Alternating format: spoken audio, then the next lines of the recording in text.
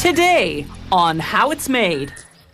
High-precision cutting tools, keeping industry on the cutting edge. Stained glass, a window on a centuries-old art form. Semi-trailers will bring you loads of information. And recorders, a noteworthy craft.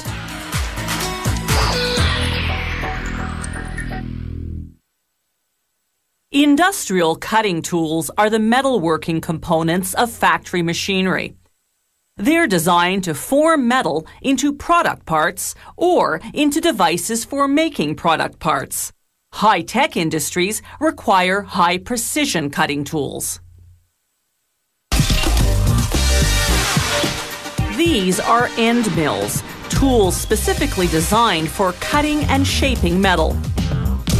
They're made from a very durable grade of steel, or from tungsten carbide, a metal even stronger than steel. Steel bars in their raw state are actually soft enough to be cut and shaped, but it takes loads of lubrication to cool the intense heat that metal-on-metal friction generates. Using a giant bandsaw, they cut the bars into end mill-sized pieces called blanks. Workers turn each blank individually on a computer-guided metal lathe. First, they form a point on one end. Then they flatten the opposite end and drill a center hole. Then they trim the diameter to the required size.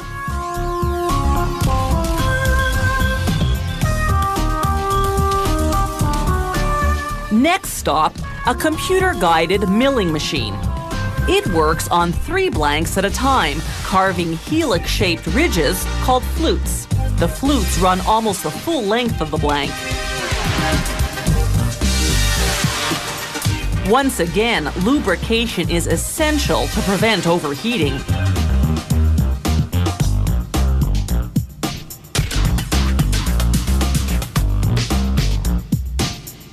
This milling process transforms each blank into a tool. From this point on, the shorter smooth portion is called the shank, the longer fluted portion, the cutting end. Here's the same milling process again, but for a different model.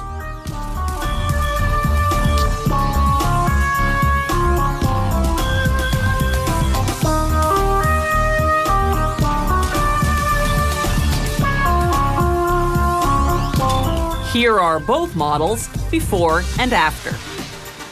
Now they cure the steel using a 2-step heat treatment process. The first stage hardens the metal using molten salt that's been heated until it liquefies. They soak the tools in 5 progressively hotter salt baths, whose temperatures range from 650 to 1200 degrees Celsius. The second phase of heat treatment is a process called induction. They set each tool into a large metal coil. The coil's internal magnetic field generates intense heat, which softens the shank, making it more flexible. Now the finishing process. They run the shank against a grinding wheel whose grit is made of diamond particles.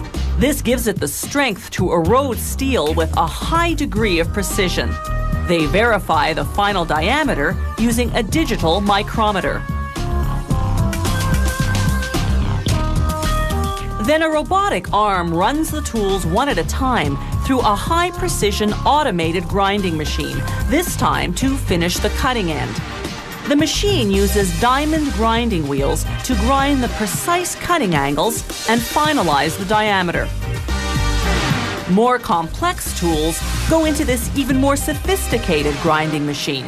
It too uses diamond wheels and runs robotically.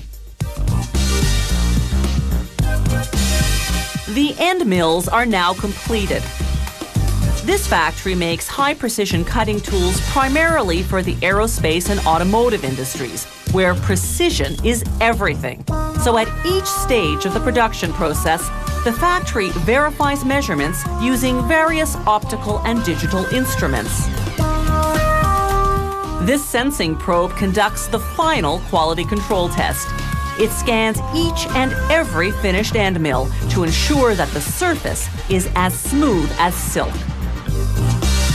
These high-precision cutting tools are now ready to be put to work machining aluminum, titanium, and different types of steel.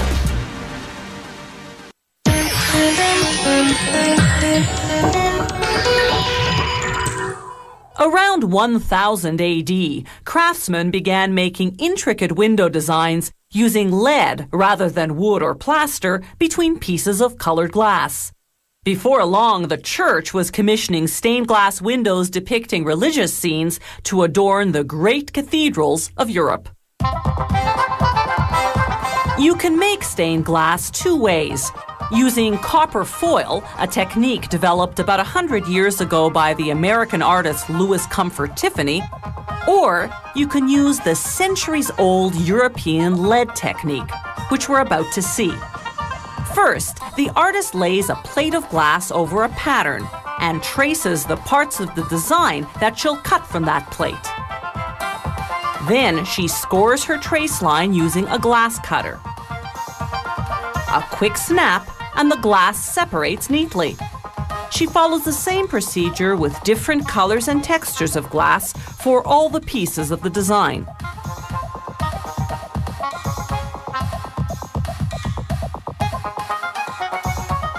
By running the cutter slightly inside the trace line, she leaves room for the strip of lead that will later hold the pieces of glass together. Once she finishes cutting all the pieces, she checks them against the pattern, making sure they fit together properly.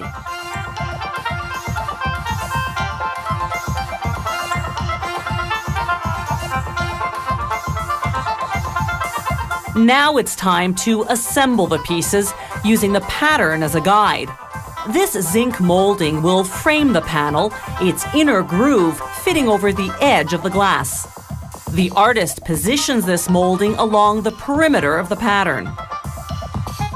Then she drills an L-shaped wood frame into the work table to hold everything in place during assembly. A few nails keep the molding in place. She'll join the pieces of glass using strips of lead called came. Lead because it's soft enough to bend to the shape of the pieces.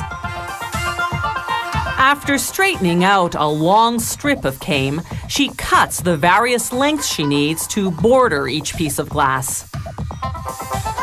The came is shaped in such a way that the glass on each side just slides right under. The cutting pliers, called nippers, are specially designed to slice through the came without deforming it.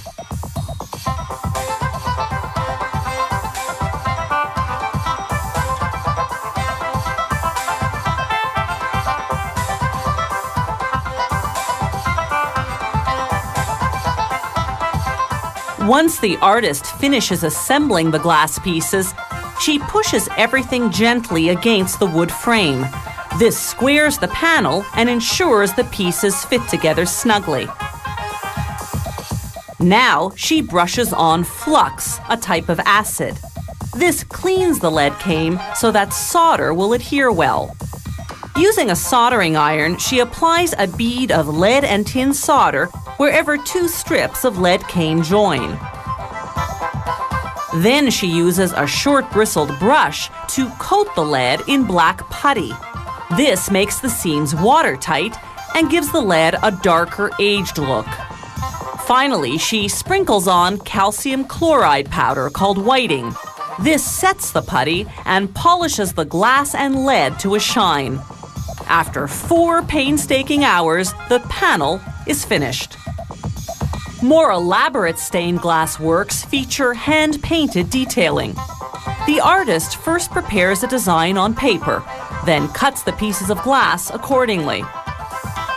He paints the design outline on the pieces in black, then fires them in a kiln to set the paint.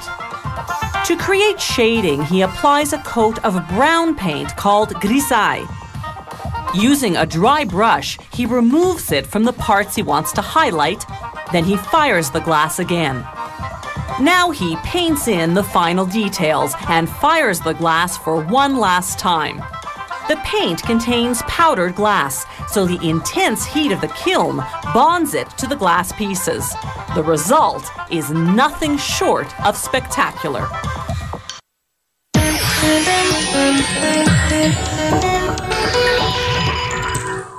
For those of you who flunked Truck Anatomy 101, here's a quick review. The front of the truck where the driver sits is called the cab. The back that carries the cargo is the trailer. A semi-trailer is a type of trailer whose front end goes on the same wheels as the rear end of the cab. This type of semi-trailer is called a van. It has a closed-in compartment for transporting cargo that needs protection from the elements. To make the coupler plate, the part that attaches the van to the truck cab, they submerge steel plates in water to quell the smoke that metal cutting generates. They use a computer-guided plasma cutter. This powerful torch ejects hot gas at high pressure, slicing through the metal with detailed precision. Elsewhere in the factory, meanwhile, they take pre-painted aluminum panels and rivet them onto aluminum or steel support posts, the same way drywall goes onto 2x4s in house construction. These thin, lightweight panels will be the van's exterior walls. Plywood on the reverse side, its interior walls. A computerized sensor guides the robotic drills to drive screws through the plywood into the support posts underneath. For heated or refrigerated vans, there's a layer of insulation in the walls. The floor is made of either laminated hardwood or aluminum, screwed onto narrow steel beams. After assembling the walls, the steel door frame, and doors, workers install a steel floor plate at the doorway. This protects the floor from damage when truckers load and unload their cargo by forklift. Workers fold aluminum flashing over the roof's perimeter to prevent water infiltration. Fiberglass roofing like this allows daylight into the van. Aluminum roofing doesn't, so those vans sometimes have electric lighting. Another type of semi-trailer is the flatbed, an open trailer used mostly for hauling raw materials such as logs and pipes.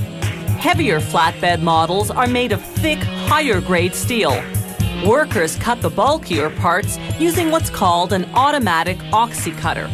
It combines two gases to create a flame intense enough to slice right through metal.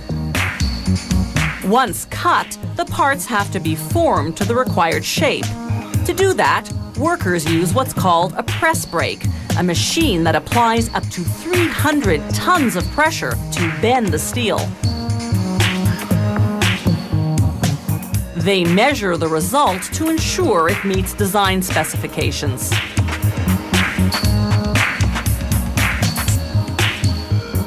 The chassis will have two main beams running the length of the flatbed. A semi-automatic robot welds together the various welded sections that make up each beam. A worker follows behind, inspecting the joints and removing welding residue. Now they position those two main beams side by side, inserting steel cross members through them to support the floor. They install the coupler plate and other components, then weld everything together.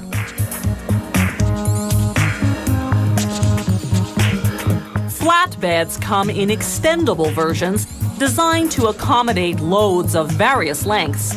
They extend and retract on steel rollers operated by controls located inside the truck cab. With the chassis complete, they can now work on the axle assembly. Semi-trailers have an air brake system. When the driver applies the brakes, there's a release of air pressure into the brake chambers, triggering the brake shoes to bear down on the brake drums and stop the vehicle. Once the wheels and suspension system are in place, workers install the axle assembly under the trailer.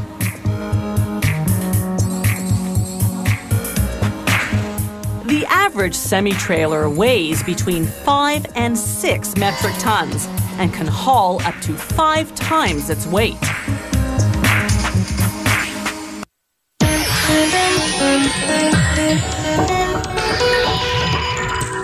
A recorder is a type of flute that's played vertically. It consists of a mouthpiece that works like a whistle connected to a tube with finger holes. Mass-produced plastic recorders are a staple of elementary school music programs. Real musicians, though, play finer wooden recorders.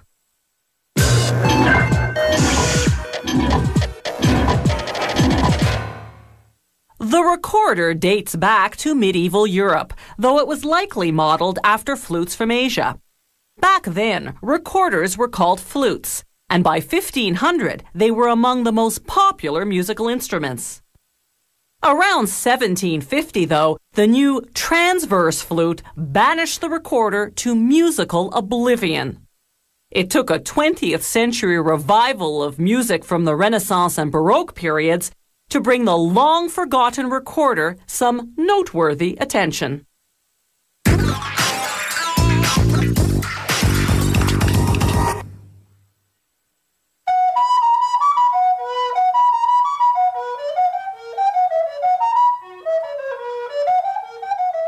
A recorder is composed of 3 hollow sections made of a lightweight hardwood, such as boxwood. Crafting one section at a time, they find a portion free of cracks, knots, and other faults, then cut away the surrounding wood using a bandsaw. They measure the block's diameter to ensure it's large enough. Then they carefully mark and drill through the midpoint in order to mount the block on a lathe. Precision is critical. The block must be perfectly centered as they round it into a cylinder.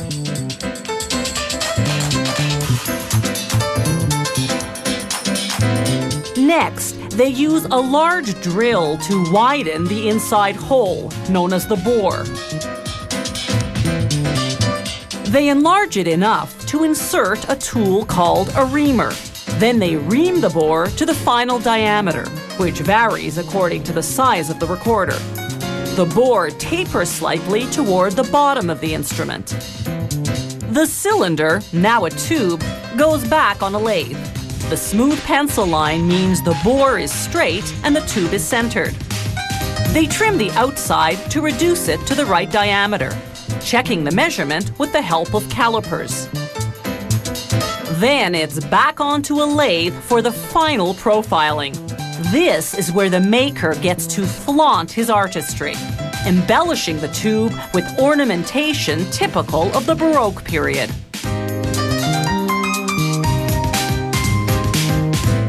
From raw wood to this decorative stage, it takes about an hour and a half to cut and shape the recorder's 3 sections: the head joint, the middle joint, and the foot joint.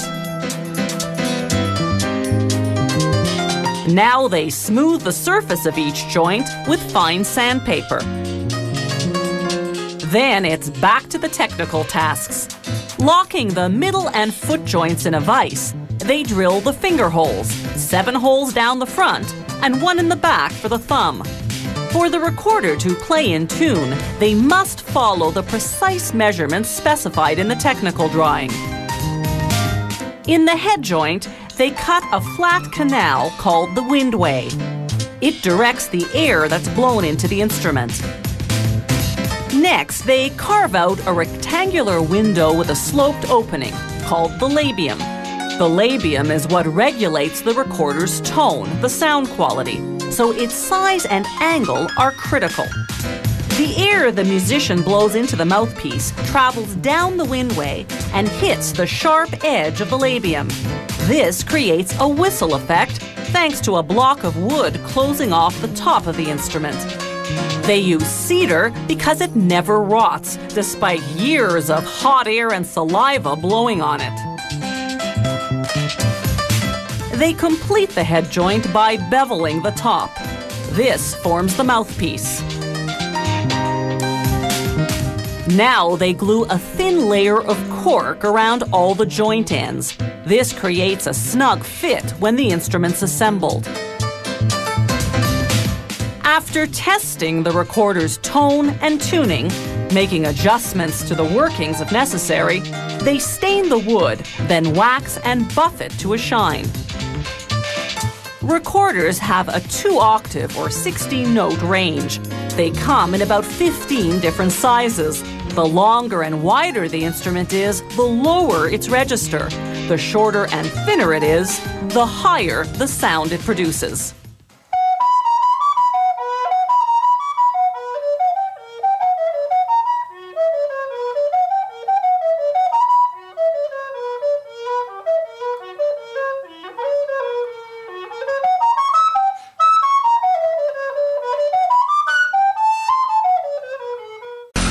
Today on How It's Made. Decorative moldings. We give this topic wall-to-wall coverage. Commercial pulleys. Making the wheel that turns the belt in many machines. Industrial rubber hose. Not your garden variety hose. And sheet vinyl flooring. The lowdown on this laydown. When you consider the high cost of renovations, architectural moldings are an easy way to get a lot of decorative bang for your buck. By adding a crown molding along the ceiling, baseboard molding, casings, maybe even a chair rail molding, you can take a room from drab to dazzling without breaking the bank. Decorative moldings can be made of solid wood, medium-density fiberboard, or finger-jointed pine. These planks of eastern white pine are on their way to becoming finger-jointed molding. They've just come out of the kiln dryer. A hygrometer measures the humidity in each plank to ensure the wood is dry enough to cut cleanly. A worker directs a laser to read the dimensions of each and every plank. The laser transmits that information to a computer, which guides a plane further up the line to shave the plank to the required width and square it. This process transforms the plank into a block. The blocks now enter a high-tech piece of equipment that identifies defects for removal. As each block enters the machine, a scanner records all its features. It sends that information to a computer, which calculates a cutting plan.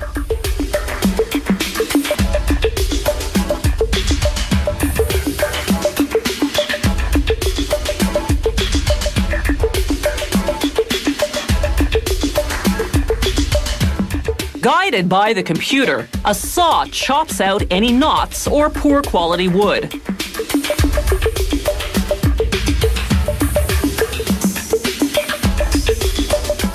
The machine's kickers, as they're called, boot the cutoffs from the conveyor.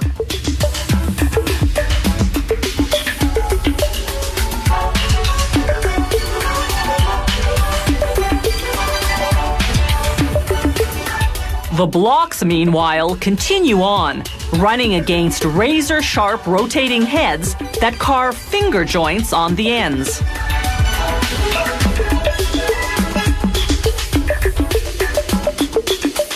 The next station coats the joints with industrial-strength carpenter's glue.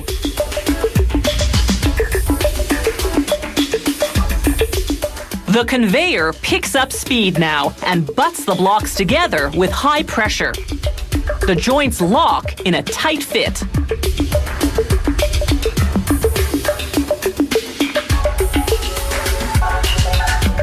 When the glue dries, the joints strengthen even more.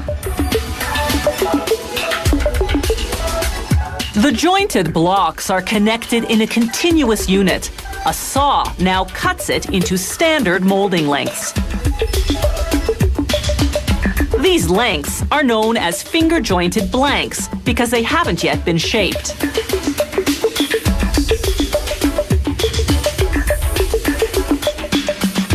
A saw now cuts the blanks lengthwise to the thickness of the specific molding they're producing.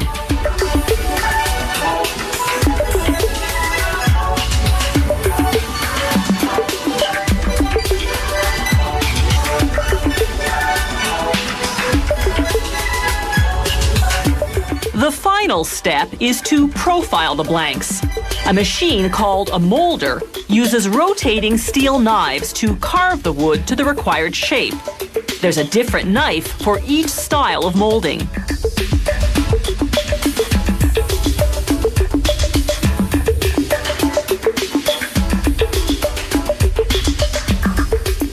The molder transforms the blanks to moldings at a rate of 30 meters per minute.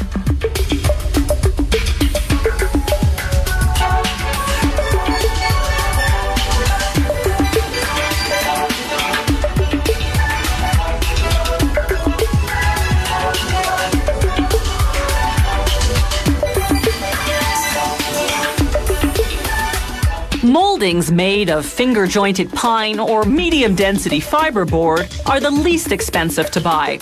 But you can't stain them as you can moldings made of solid wood. You have to paint them.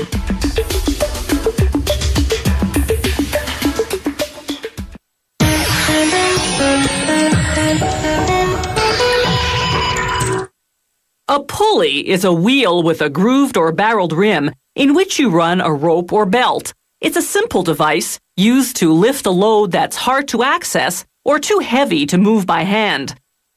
Pulleys and multiple pulley systems are vital components of many types of machines. These pulleys are designed for use in small to large-scale electric motors. For example, fan belts in the air circulation systems of office buildings, factories, and mines. The factory makes its pulleys from a 50-50 mix of scrap iron and steel. The furnace heats the metal to 1,370 degrees Celsius, slightly above the metal's melting point. Workers adjust the chemical composition by adding carbon and silicon. The right recipe is essential for producing quality metal. In the furnace, the metal's impurities, called slag, rise to the surface. Workers use giant paddles to skim it off.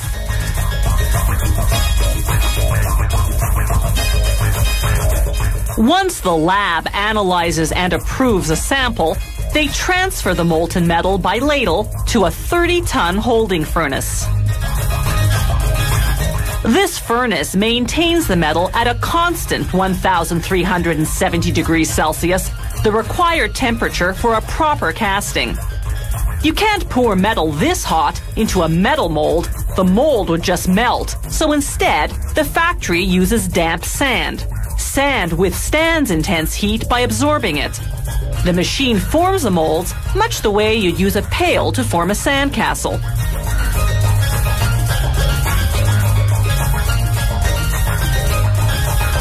It first constructs the bottom half of the mold. This filter will screen out any slag particles the molten metal may still contain, and these cores create empty spaces within a part. Now the machine forms the top half of the mold.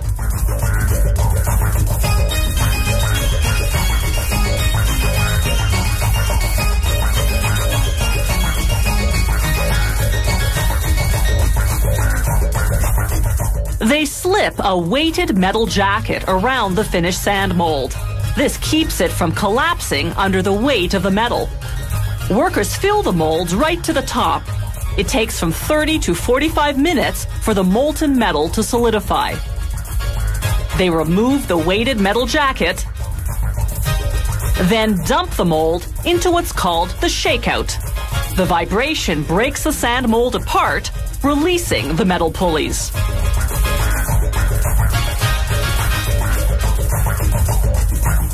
While the pulleys go off to be cleaned, the sand is recycled into new molds. The pulleys are in rough form. They still have to be machined to specifications. A robot places each one under a computerized camera. A visual recognition program guides the robot to position the pulley properly in the various automated tooling machines. The first machine makes the pulley's grooves. The next machine will drill holes in the hub for installing the screws.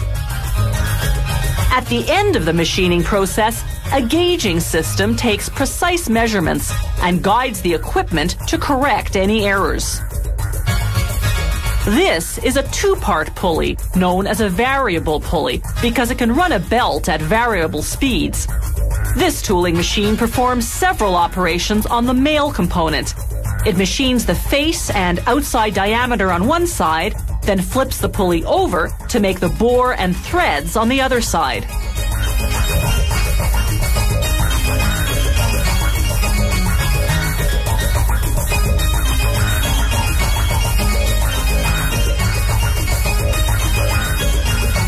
The last operation drills holes for two screws that will affix the pulley to the shaft of the electric motor.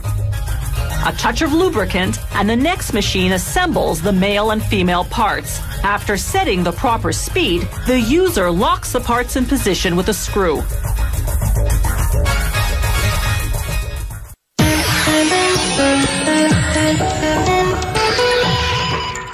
Many industries use rubber hose in their day-to-day operations. Sometimes they use it to remove water or evacuate waste, or to supply certain machines in the factory with air or water or raw materials. For instance, food producers might feed ingredients through a rubber hose into a mixer. This company makes low-pressure and medium-pressure rubber hoses. The intended use is what determines the rubber composition. Function also determines the color because industrial hoses are often color-coded. The rubber arrives at the factory from the supplier in rough strips. The first step is to run it through a mill. The rollers heat the rubber, softening and smoothing it to an even texture. The next machine cuts the rubber in strips to the precise width and thickness required for the size of hose they're going to construct. Workers lubricate a steel mandrel that's the exact size of the hose's bore.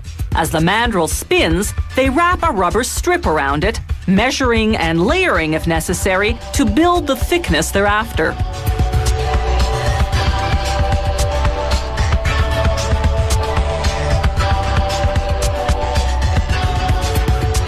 Next, they add one or more reinforcement layers. This strip is made of a high-strength synthetic fabric that's been coated in rubber. It's designed to withstand the pressure to which the hose will be subjected. The last layer of rubber forms the hose's outside covering. After verifying that the final diameter is correct, they wrap the entire hose construction tightly in wet nylon tape.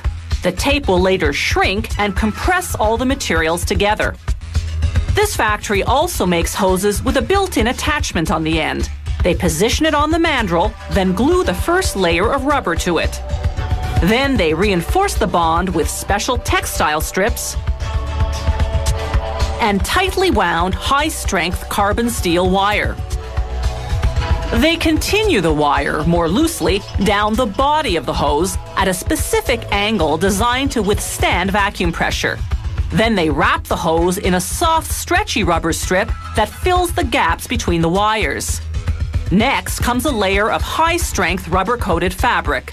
Then finally, the exterior covering, light blue rubber for this model. They pressure wrap again with wet nylon tape. Then, to make the hose more flexible, they create corrugations by wrapping it tightly in rope. What's under the rope compacts, creating a dip. They add another layer of nylon tape to hold the rope in place. When construction is finished, the hoses on their respective mandrels go into an autoclave, a cylindrical chamber into which they feed hot steam at high pressure. This vulcanization process, as it's called, triggers a chemical reaction that cures the rubber, making it elastic. Once the hoses come out and cool, workers remove the shrunk tape. The layers are solidly compressed. They wash the nylon tape, then rewind and reuse it.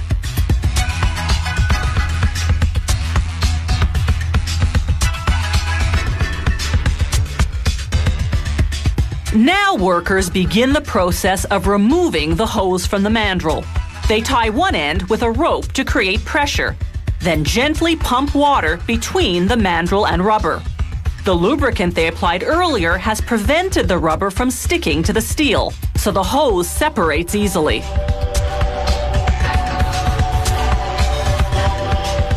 They simply slide it off the mandrel.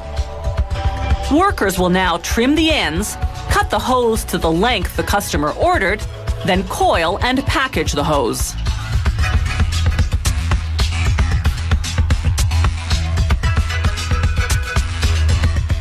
This factory makes a wide range of industrial rubber hose in different outside diameters, different bore sizes, and varying degrees of flexibility. Some hoses have specialty features, such as heat-resistant fabrics incorporated right into the rubber layers.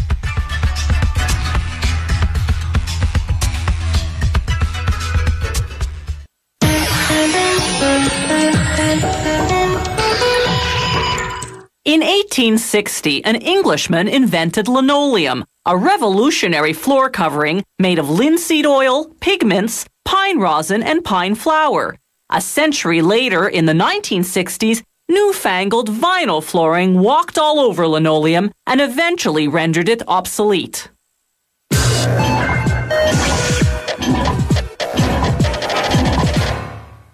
Vinyl flooring owes its existence to a German chemist who in 1872 invented polyvinyl chloride, or PVC.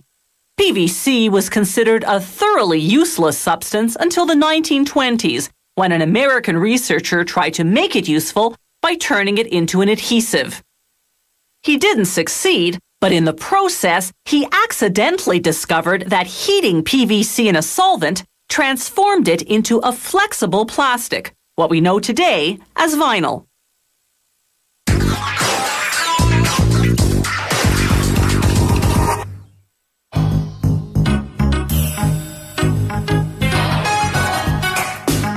Sheet vinyl flooring comes in a wide range of designs, some of which simulate ceramic tiles or hardwood flooring.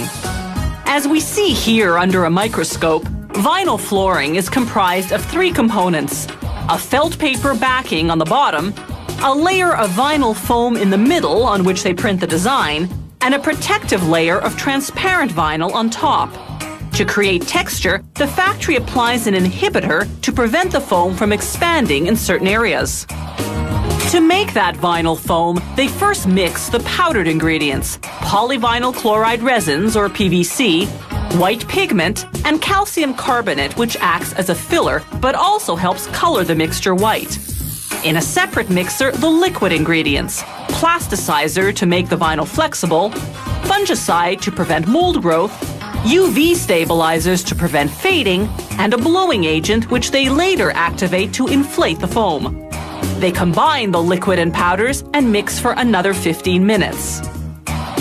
After filtering the mixture to remove any lumps or paper bag fragments, the liquid foam goes to the production line. There, a large coater applies an even layer to a continuous sheet of felt paper backing. The coated backing then passes through an oven for about 15 seconds. The heat, 220 degrees Celsius, solidifies the liquid foam, fusing the PVC and adhering it to the backing. At this point, it's critical not to activate the blowing agent. The floor's design will be printed directly on this foam surface. A graphic designer creates the artwork by computer, then with a colorist experiments with dozens of color combinations before deciding on which ones to use. The computer breaks down the final design by color in order to produce an engraved plate for each one. Then they test out the design on a piece of foam, printing one color after another until the design is complete. On the production line, printing works the same way. But because it's a continuous process, they use rotating cylinders rather than engraved plates. The flooring just rolls right through them, receiving up to 6 ink colors one at a time. A dryer dries the ink in between applications.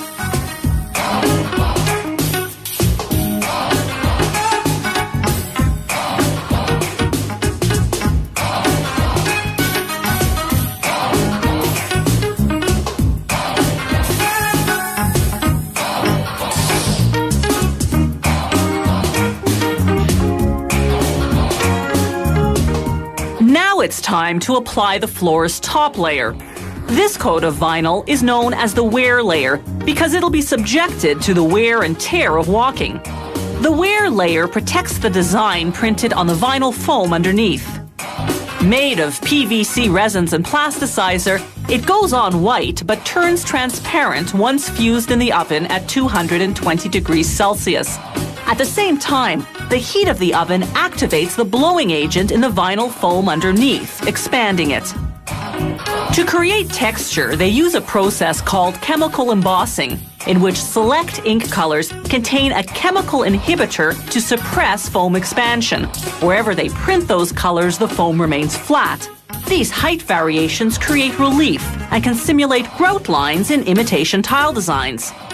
To give the surface a sharper, more natural look, the flooring can proceed to a second process called mechanical embossing, in which an engraved roller imprints its pattern onto the surface. The gloss level of the flooring, meanwhile, varies with the chemical composition of the wear layer. Workers inspect the finished flooring as it rolls off the production line. It's 3.7 meters in width, wide enough for seamless installation in most rooms. The packaging is entirely automated. The equipment winds 30 meters of sheet vinyl flooring per roll.